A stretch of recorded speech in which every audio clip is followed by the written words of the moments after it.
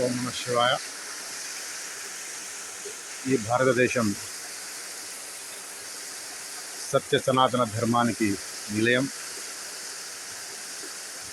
ప్రకృతియే పరమాత్మ అని భావించే ప్రతి హృదయం ఈ దేశంలో పుట్టిన ప్రతి సనాతని. ఇప్పుడు మనం శ్రీ భీమశంకర జ్యోతిర్లింగ దేవస్థానం భీమశంకరంలో ఉన్నాం. అక్కడి నుండి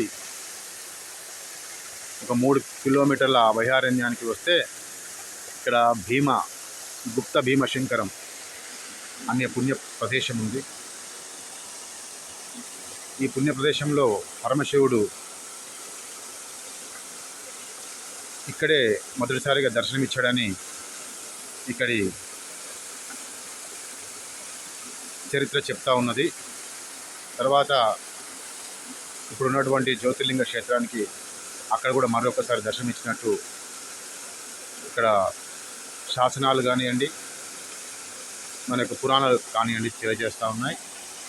ఇప్పుడు మనం అంతటి మహాపుణ్యక్షేత్రం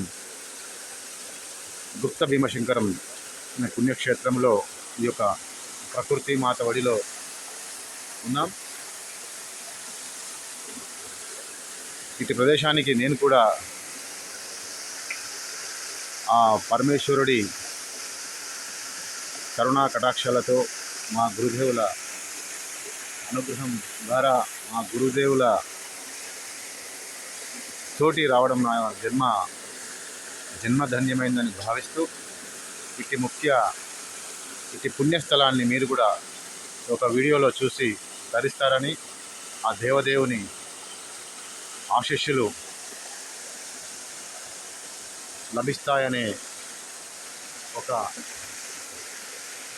విశ్వాసంతో మీకు తెలియపరుస్తున్నాను. ఓం నమ శివాయ. సర్వభూత హితే రత.